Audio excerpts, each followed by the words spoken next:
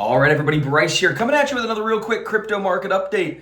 I'm sure every one of you will remember where you were on August 5th, 2024, because this is about as bad as it gets in terms of price action across the globe.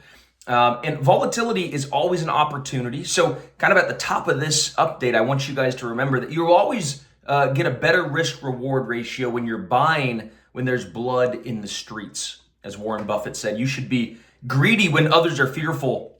And I've seen a lot of fear. In fact, the VIX, which is the market's fear gauge, had its largest increase in a single 24-hour period that it's ever had in history, which is pretty crazy.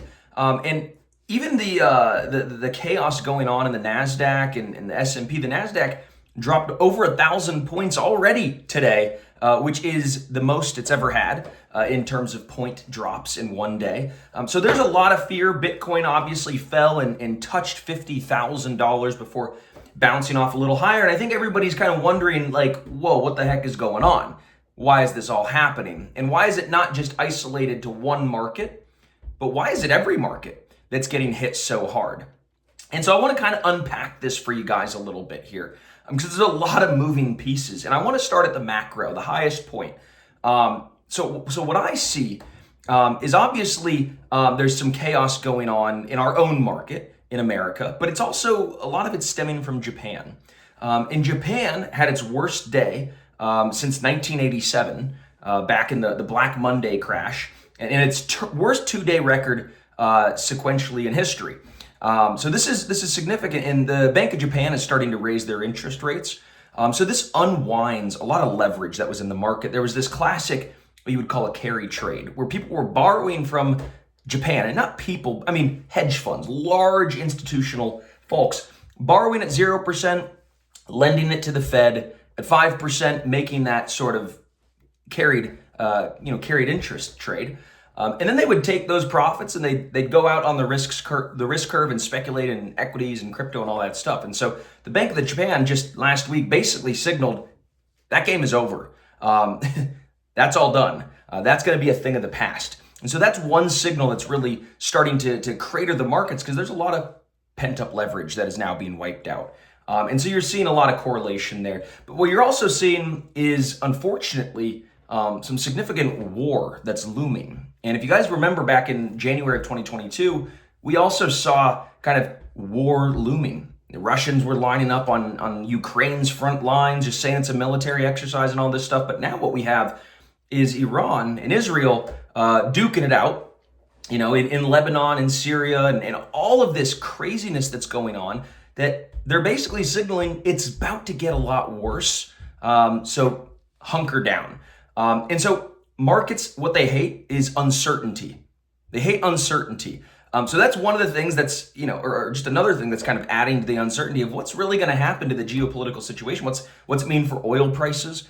What's it mean for bond prices and, ultimately stocks and crypto? I mean, it all correlates. It's one of those days when you just kind of sit back and you realize the world really is quite connected. And the butterfly effect is a real thing. One little sort of thing in Japan raising their interest rates, and some large,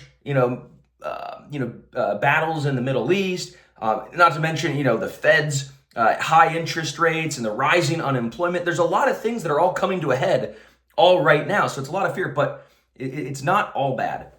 And I'll get to that in a sec, because there's a little bit more bad that needs to be discussed and addressed. We did see ever since Kamala Harris started moving up in the polls, relative to Donald Trump, the market has started to crater down, saying, man, do we really want another 4 years of what we just went through? And a lot of people, again, when we talk about markets hate uncertainty, that's another piece of the uncertainty puzzle that the markets don't like. We don't know how to price forward the future.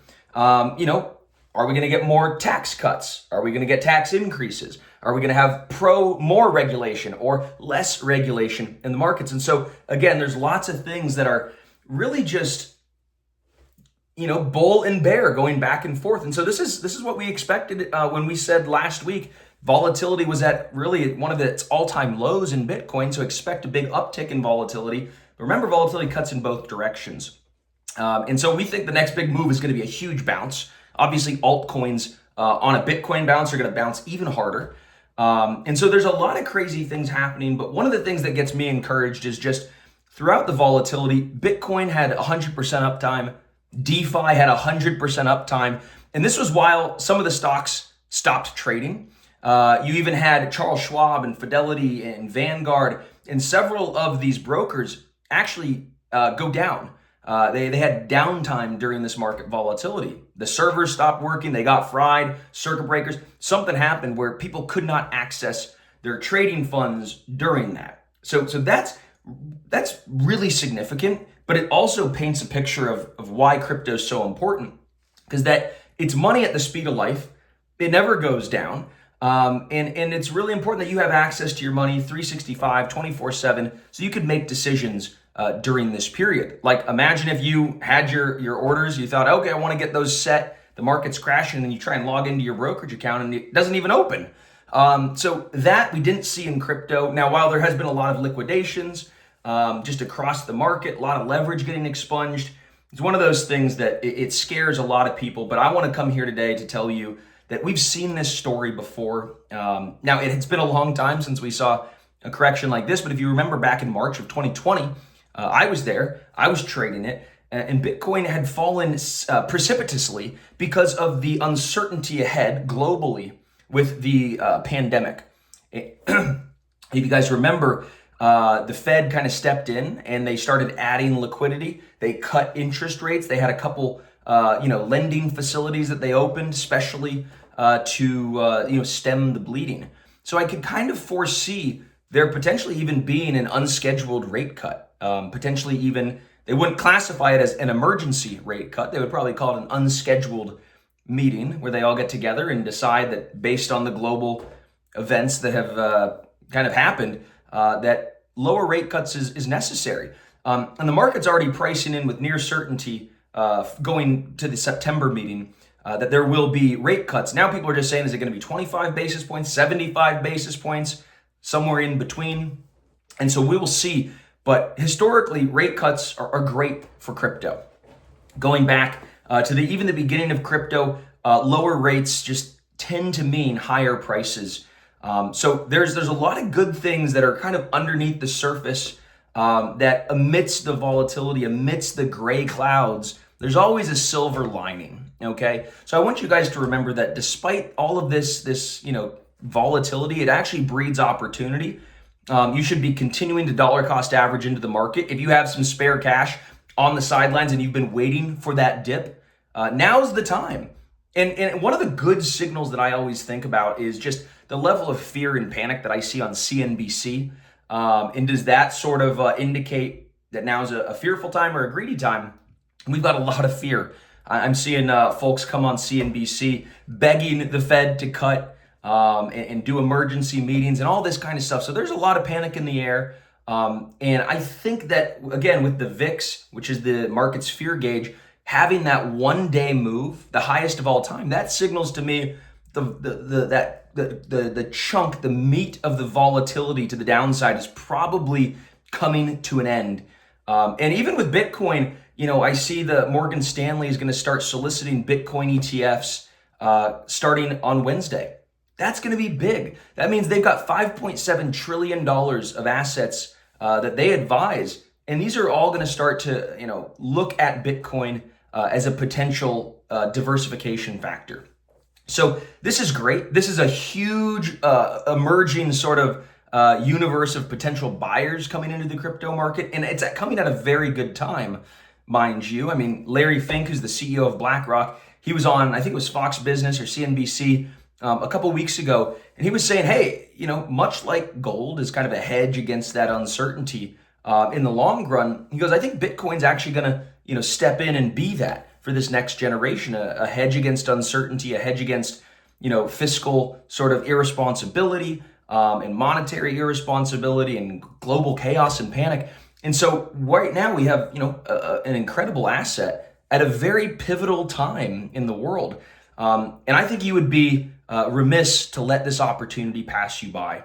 So guys, it's going to be a heck of a week, but just know I'm not scared. I'm buying. I'm using this opportunity to continue to increase my positions in fundamentally strong altcoins and Bitcoin, because this is truly, a very, very, very once in a blue moon sort of sell-off, and they don't come too often.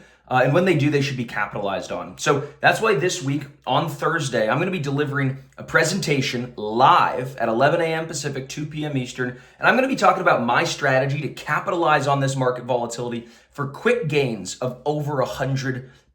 Because I think that we're going to see there's no other way to say it, some gnarly bounces, okay? Some really strong bounces off of these capitulation lows. We've seen good volume step in. So anyhow, I want you to hit the button below, the big orange button, or click the link, and you guys will get signed up for my presentation on how to capitalize on this market volatility for quick gains of 100% or more. And that's going to be, again, this Thursday, August 8th, at 11 a.m. Pacific, 2 p.m. Eastern. And I hope that you'll join me. And above all, stay cool, okay? Stay calm, because cool heads always prevail. And you got to use this volatility in your favor. Don't get scared out, okay? So that's it. I'll see you guys soon, and take care. Happy trading.